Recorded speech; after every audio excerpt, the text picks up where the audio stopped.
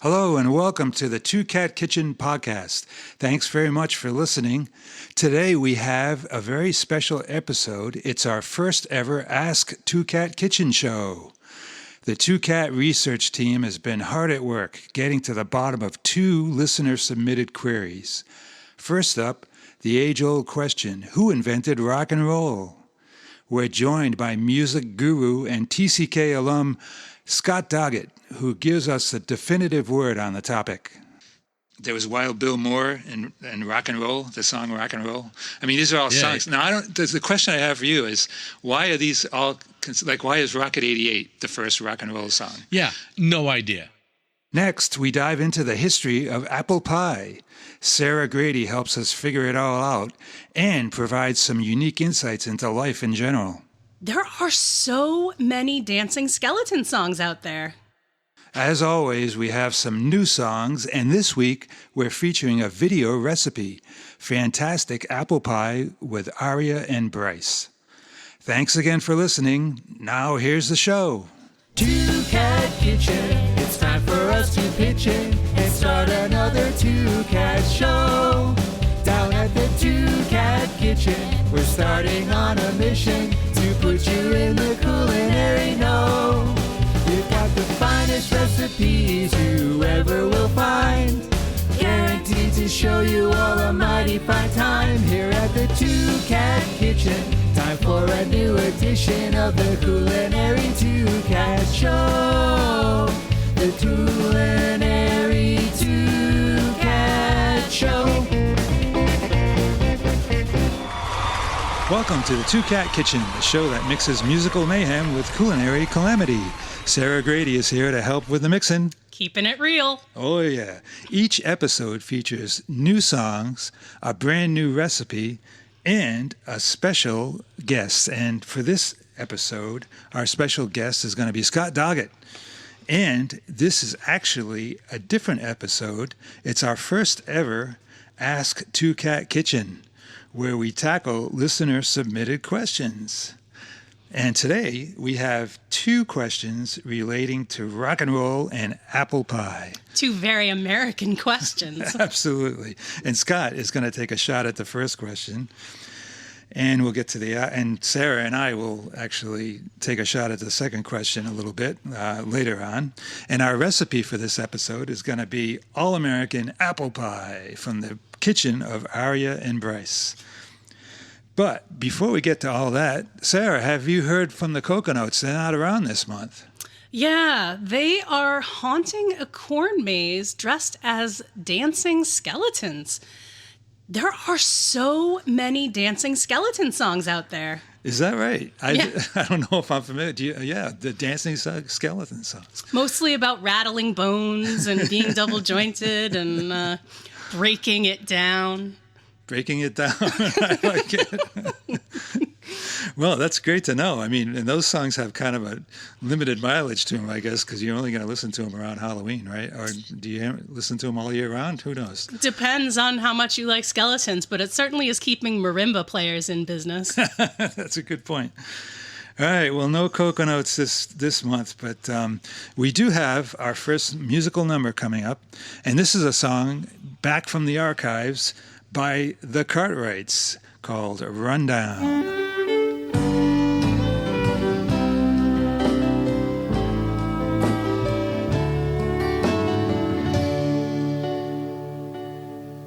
Rundown, another working week's done run me to the ground.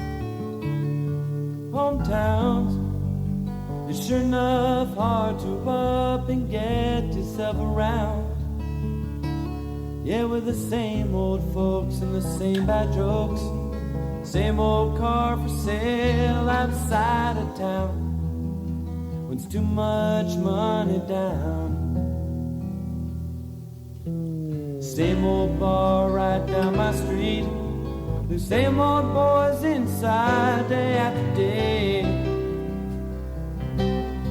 But I guess I wouldn't have it any other way.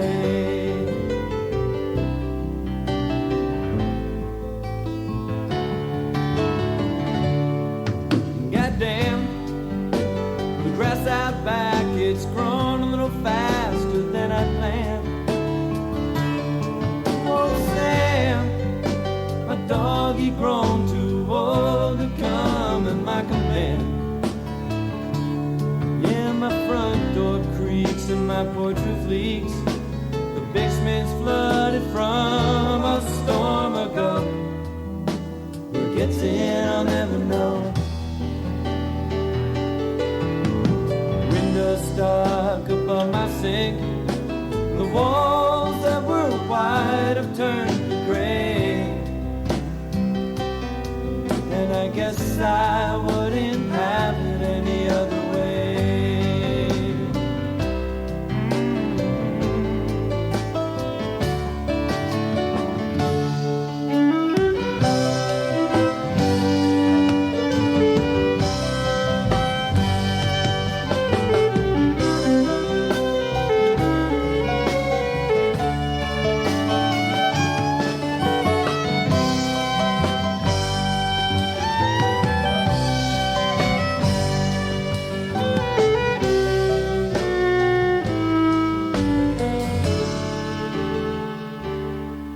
Run down, another working week's gone beat me to the ground. In my hometown, it's sure enough hard to rub and get yourself around. There were the same old folks in the same bad jokes, same old car for sale outside of town. There's too much money down. Bar right down my street with the good old boys inside day after day. Ooh, and I guess I wouldn't have it any other way. No, I guess I wouldn't have it any other way.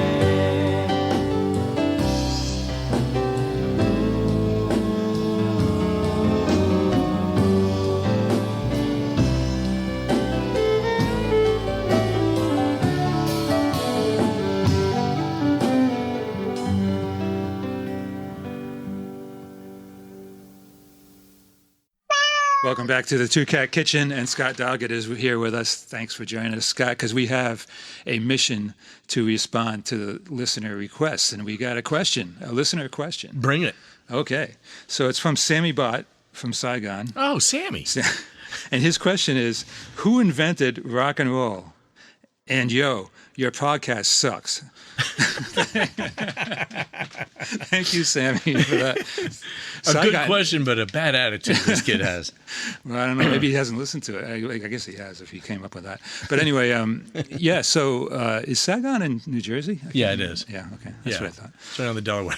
So this is like the question that a lot of people ask. When did rock and roll begin? You know, because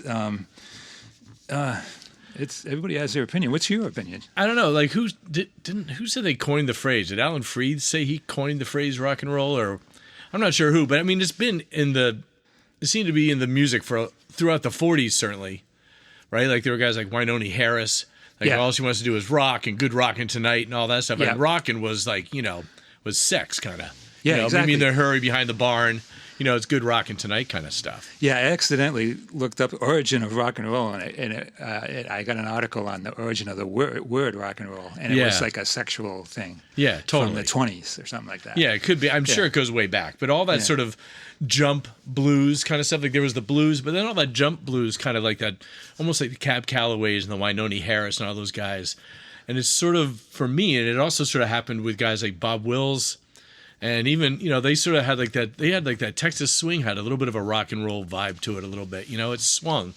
And rock and roll was kind of swing, but I don't know, with a country backbeat on it. I'm not sure exactly. But definitely Jackie Jackie Breslin. He did a song called Rocket 88. And a lot of, journalists or whatever will say that was the first real rock and roll song. And Ike Turner was the guitarist on that. Wow. I think I want to say it's like 52 or 53. Yeah. Was when that came out. Yeah, and that's funny because and then of course what I've heard, the classic is that, it was the early 50s, right? And Yeah. it was Bill Haley and the Comets Right. and Elvis were the beginning of rock and roll. But Right. But Elvis is 4 years after. yeah, that's true. And also Elvis was covering all those like jump blues numbers from the 40s, in the beginning anyway. Yeah, So- he's like Big Mama Thornton and Arthur Crudup and those guys. Like they were, so it was really sort of a rural black blues with a little bit more of I don't know, definitely had some jump to it. Yeah. Maybe a little gospel meets country meets blues kind of thing. Yeah, so the Rocket 88 was that late 40s or early 50s? I want to say it's 52. And Ike Turner played guitar. I didn't know that. Yeah, Jackie Breslin. And I can't remember. I think there might be something more to his name, like Jackie Breslin and the somethings. Yeah, so 1951 was Rocket 88. Yeah. And so that, but there are also a lot of people have pointed to some songs in the 40s that were like the first. This is the first rock and roll song, and Memphis Slim, for example. Right? Yeah. He did that "Rockin' This House" Yeah. with Willie Dixon playing bass and everything. Yeah, that sounds like rock and roll. Yeah, and then there was Wild Bill Moore and Rock and Roll, the song Rock and Roll. I mean, these are all songs. Now, I don't. The question I have for you is, why are these all like? Why is Rocket 88 the first rock and roll song? Yeah, no idea. No idea. Yeah. It's like somebody just trying to make a claim to fame to something. I mean, it was Yeah. on Chess Records, so whether the Chess Brothers had something to do with it, because they were all, they had Muddy and they had all the Howlin' and all those guys up there in Chicago. Yeah, They're all coming up from the Delta, but who knows? Yeah, and then Definitely came up the Mississippi. it was a Southern thing. Yeah, totally. Yeah, that was the other thing I picked up on was that was the case, and and there was also something called country boogie, a style. Yeah. Have you heard of that? No. I'll say no. Just now. Because I was thinking that we could talk a little bit about because all these things came together, boogie woogie, R&B, that predated rock and roll really, but they Right. kind of came together. And then one of the things that people say contributed to it was country boogie, and there were definitely country influences. You mentioned Bob Wills. Yeah. But what are some of the other country artists that kind of kicked off that maybe fed into that? Do you have any thoughts on that? Well, there were country guys that sort of got folded into rockabilly. Like Conway Twitty started off as a rockabilly guy.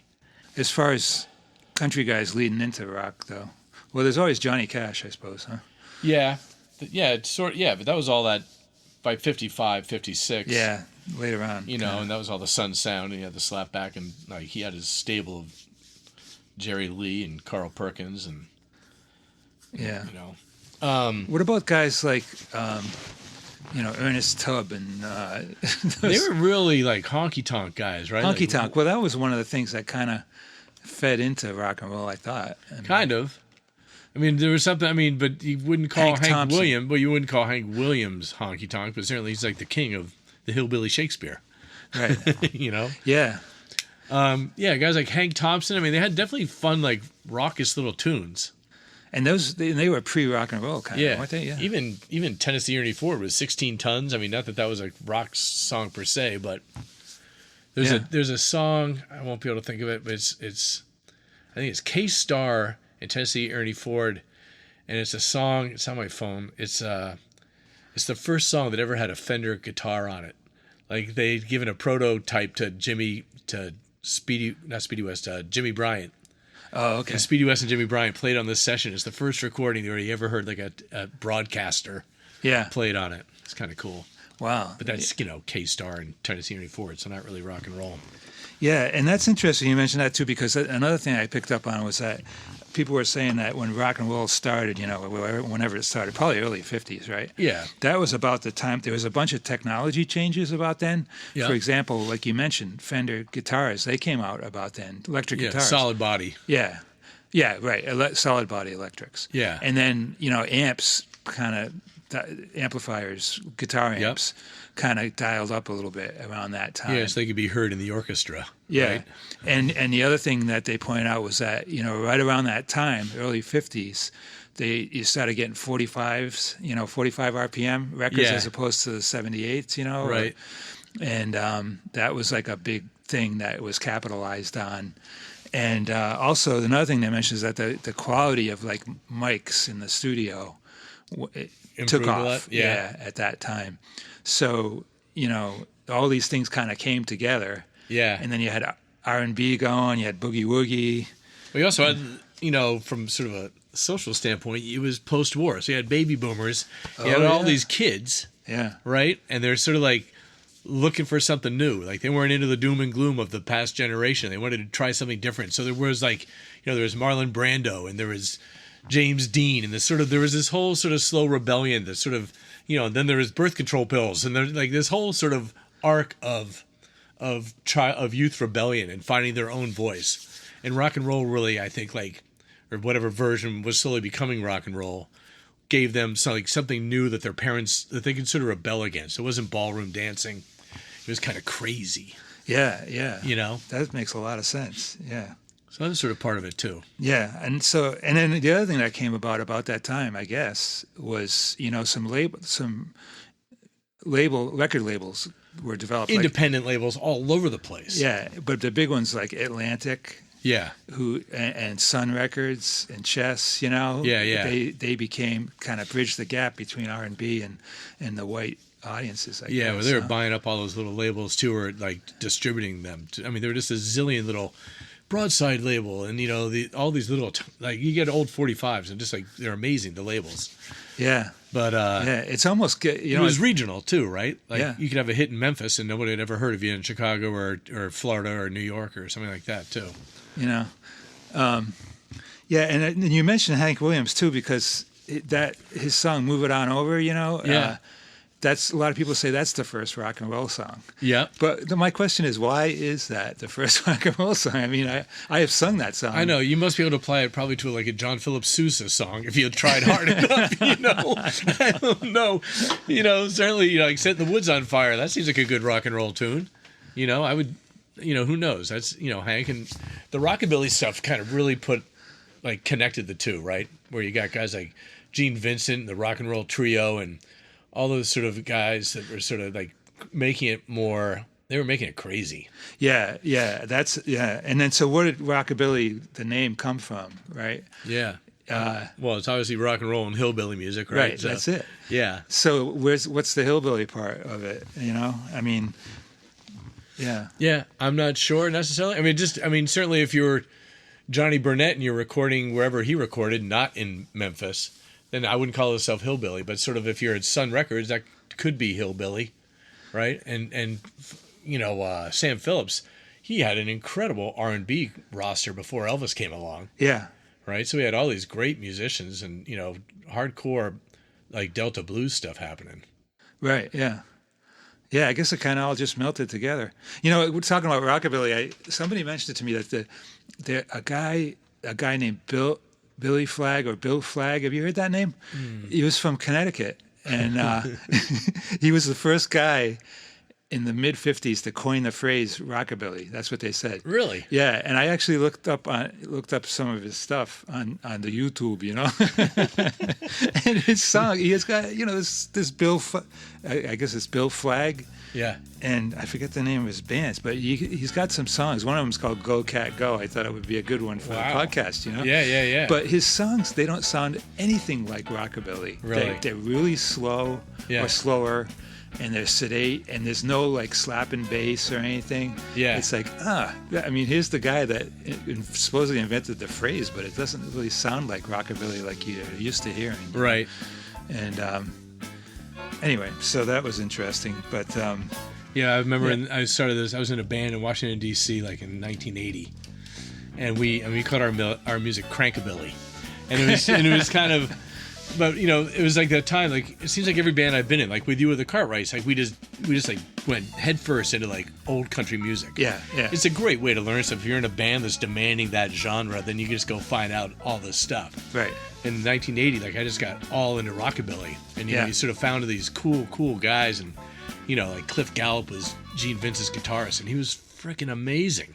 Yeah. He was just great. There's a lot of great stuff that people have lost track of, I think, over the years.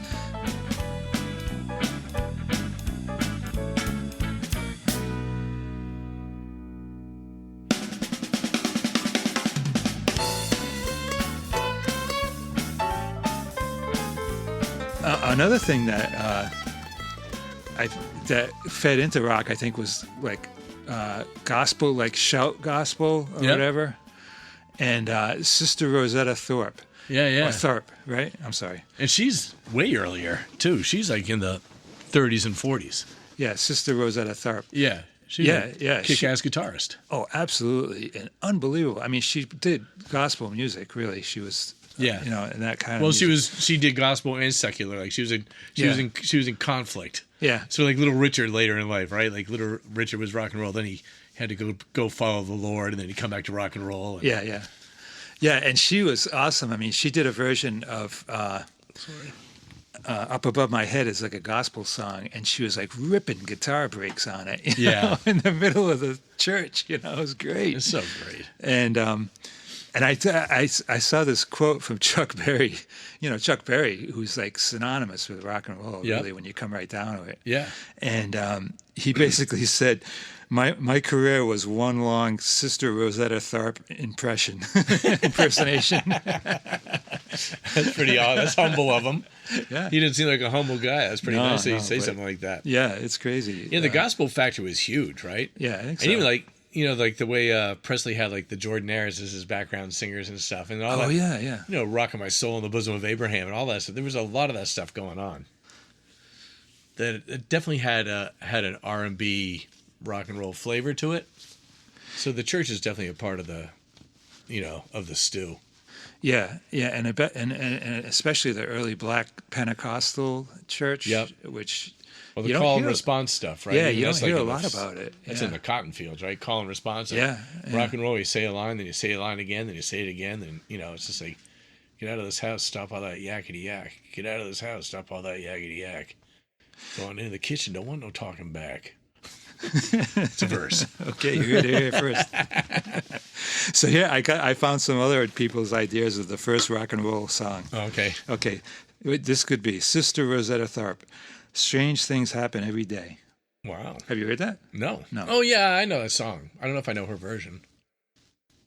It's a great title. I never heard it. Arthur Crudup. That's all right. Yeah. And that's what Elvis covered, right? Yeah. So like Arthur Crudup earlier, him and Big Mama Thornton. Yeah. Hank Williams, Moving On Over, we already talked about that. Fats Domino, The Fat Man, that was like the first rock and roll record. I know, but to me, like, and I guess it was much further, he was earlier than Elvis, I guess. When was Fats Domino? Because I would picture him in that whole genre when it all sort of happened in the mid-50s. I see him as part of that. He was the New Orleans 51, version. I think. Yeah. Oh, so he's earlier than that? I think so, Yeah. Oh, certainly Fats Domino. It might have been late. It might have been 48 or 49. New Orleans definitely had its own thing going on. What's the guy named Joey Ligdon? I can't think of his name. But New Orleans had a whole other scene going on. It was great. Right? Yeah, which also fed into it, I guess. Yep. And then Jimmy Preston and Rock the Joint. And I listened to a lot of these. Maybe we'll put them up on our song list too. Yeah. And totally. But a lot of them don't sound like rock and roll to me. And it's like, how do they get off saying that these are the first rock songs? But you know, I mean, definitely the R&B songs from the '40s. I can see those. They sound like rock to me. You know. Yeah. So. I mean, I actually got turned on, by these guys when I was living in Boston. This guy turned me on to Wynonie Harris. Yeah. I was just like, holy crap, this stuff is so good. And I brought it home. My dad goes, what are you playing? He goes, this is what I used to listen to when he was in college. that was like his 40s music, was listening to Good Rockin' Tonight and Good Morning Judge and Whiskey and all those things. They're great songs.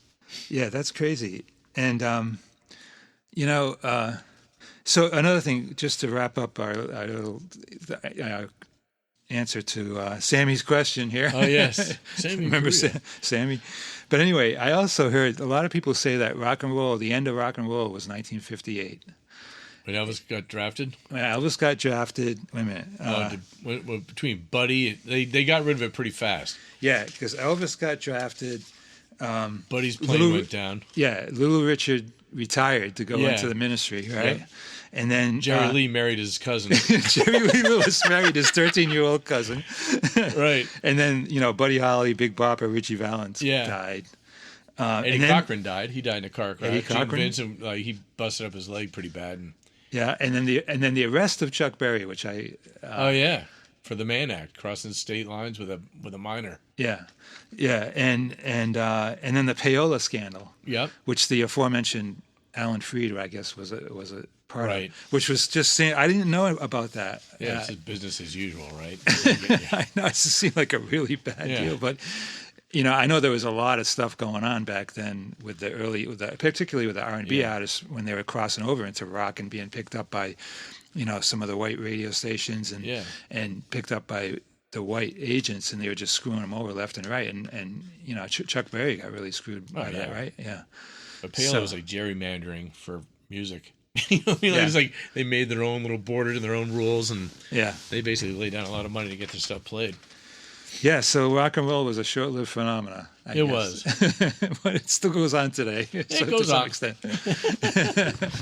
God, there's songs by Les Paul that are like rock and roll, right? There's so many things that just go on forever. The way Chet Atkins, what was going on? Just sort of, I don't know. There's a million ways to skin this cat. Exactly. But it certainly didn't start with Elvis. That's for sure. Although, on a mass level, that is the birth of rock and roll. Yeah, and all right. So let me rattle out a few more names here. Okay. We got Mr. Rock and Roll, Alan Freed, Yes. Chuck Berry, Laverne Baker, Yeah. Clyde McPhatter, Yep. Little Richard, Ferlin Husky, Ferlin Husky, there's a country guy. The Moonglows, Yeah. Shea Coogan, Jay Coogan, Frankie Lyman. and then there's Rocky Graziano, Teddy Randazzo, and Louis O'Brien. What are they doing there? I don't know, Lionel Hampton. And Lionel This Hampton. awful movie, Mr. Rock and Roll. So what was that a movie? So we're in Scott's studio here, and he's got a poster on the wall that says Mr. Rock and Roll. That was a movie, Yeah. and all these people the people that we just listed were in the movie. I Joe guess. Turner, he was the big one, Yeah. Anyway. right? He had Joe Turner, he was good. Maybe that's the answer to the question right there. Look at early Ray Charles and stuff. He was making rock and roll records like in the early 50s too, right? Absolutely, yeah, I think so. Yeah. Before he was even on Atlantic. He was on another label before Atlantic. I can't think of it. All right, we're gonna wrap this up. We'll be right All right. back here in the Two Cat Kitchen. Rock. We have a follow-up to our answer to the question, who invented rock and roll? We have a YouTube playlist, Sarah, and it's called Early Rock and Roll. It's on our Two Cat Kitchen YouTube channel. So we'd like to suggest our listeners take a gander over at that, check out our playlist, and Scott and I will have a little bit of commentary that's incorporated with it. That sounds really exciting. Yeah, we can't wait. So please check out our YouTube channel, Two Cat Kitchen, and click on the early rock and roll music playlist and check it out. We'll be right back here at the Two Cat Kitchen.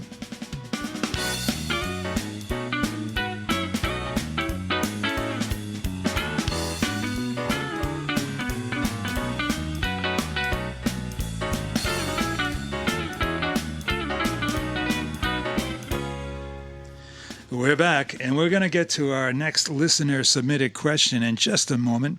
But first, we have another song. It's the Cartwrights with Whenever You're Near.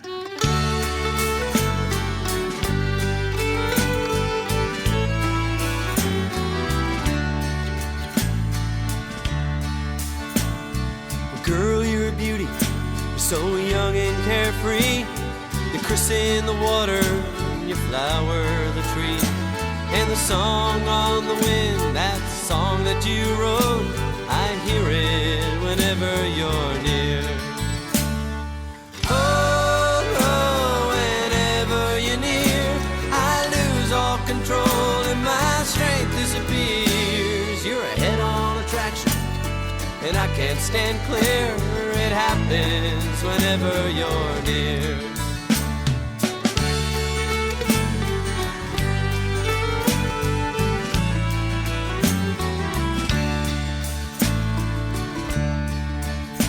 Now when I was a boy in my small Jersey town, I remember my father would spin me around. Then I'd try to walk without falling down. Yes, I'm that boy whenever you're near.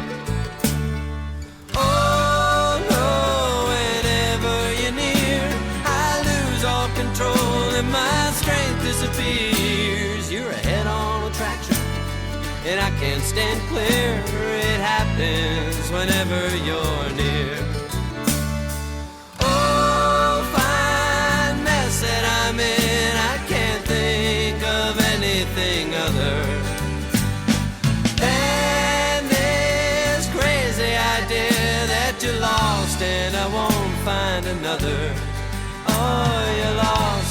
and I won't find another.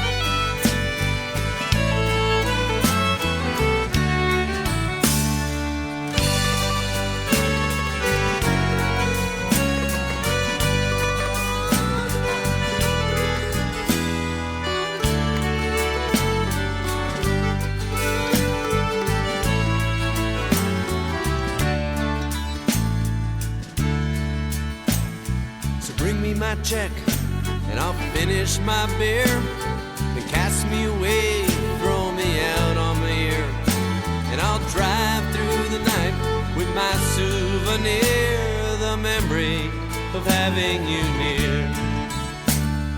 Oh no, whenever you're near, I lose all control and my strength disappears. Well, you're a head-on attraction and I can't steer clear. It happens whenever you're near.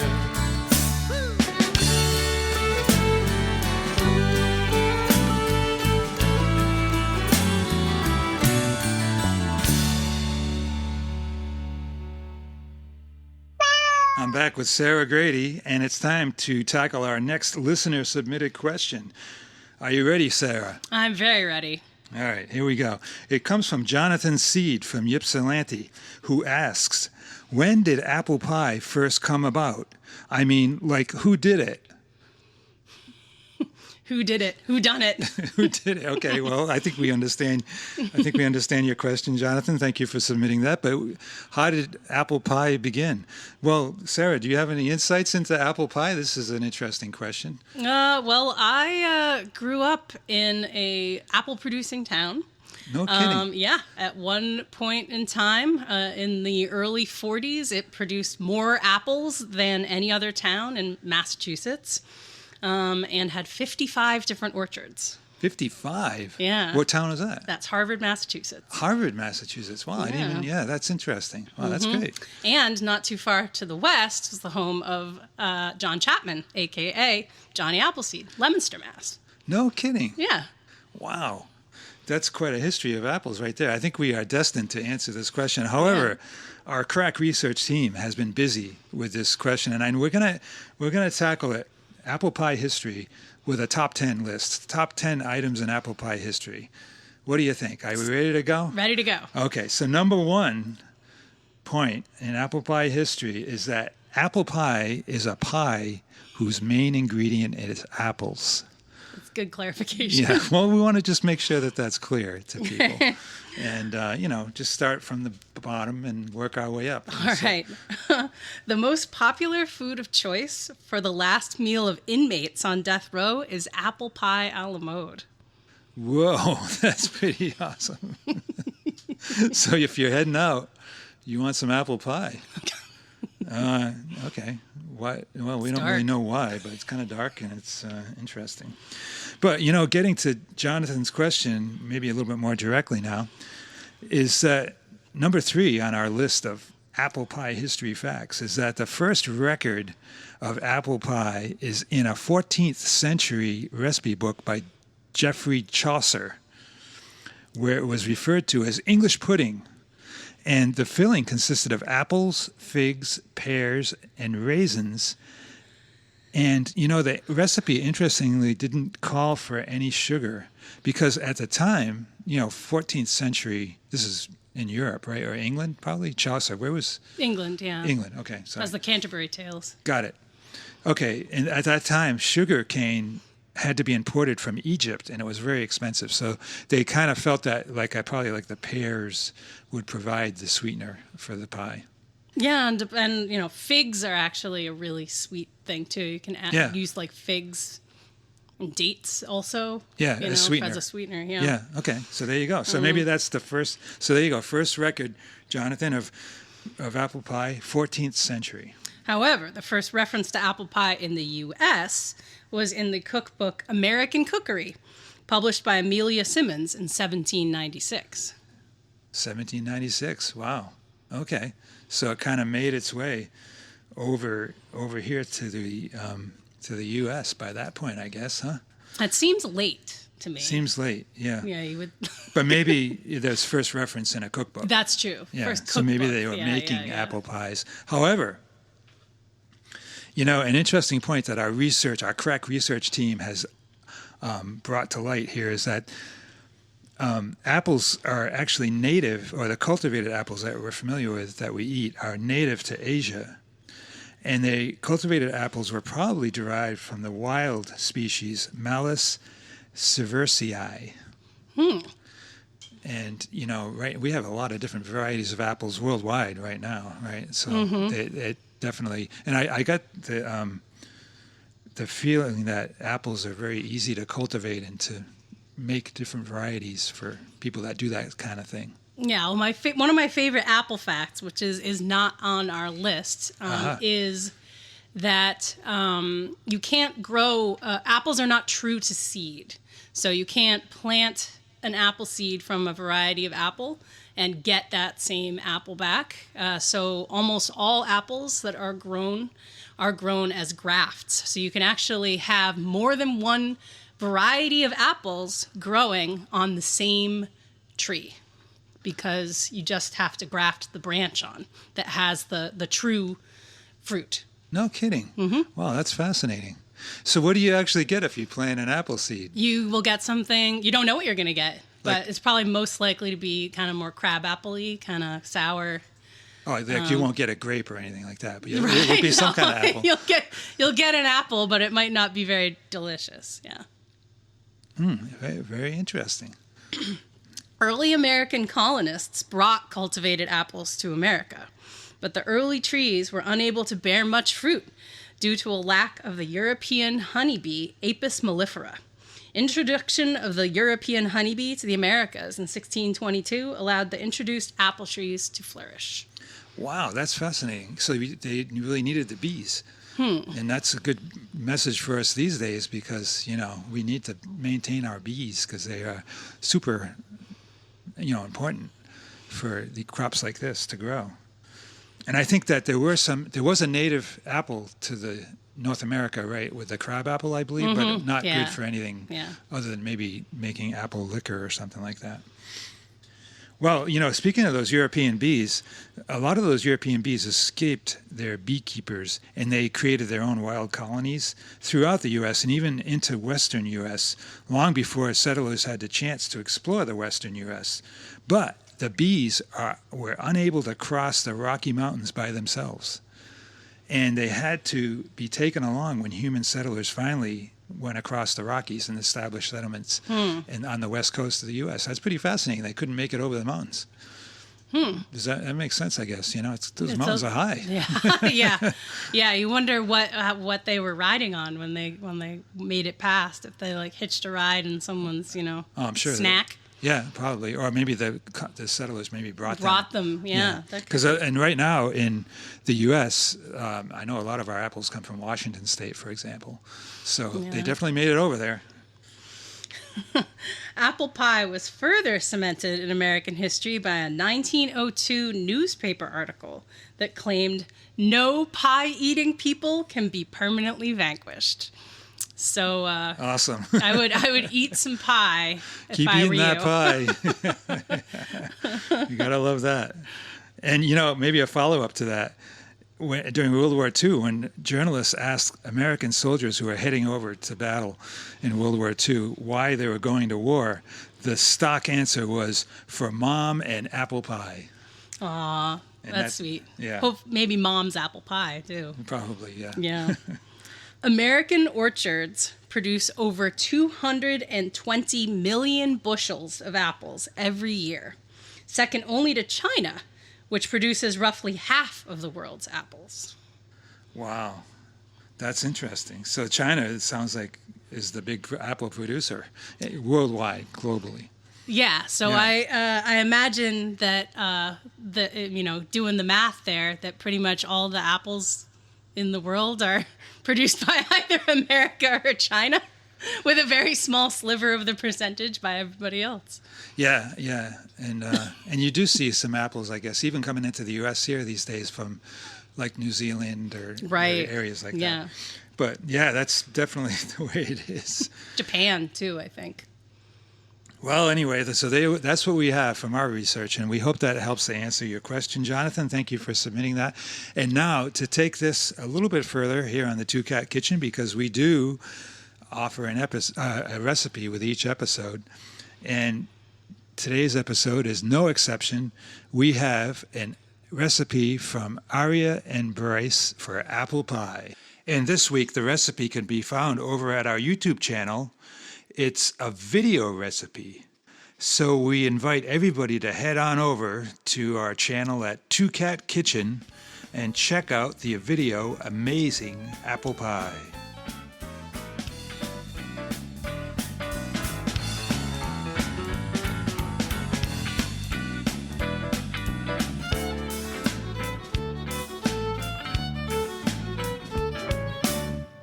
That's all we have time for in this episode of the Two Cat Kitchen. We'd like to thank our special guest, Scott Doggett, for his insights into early rock and roll. And thanks to Arya and Bryce for their fantastic apple pie recipe. I'm Rick McKinney. And I'm Sara Grady. We'll see you next time right here on the Two Cat Kitchen. The two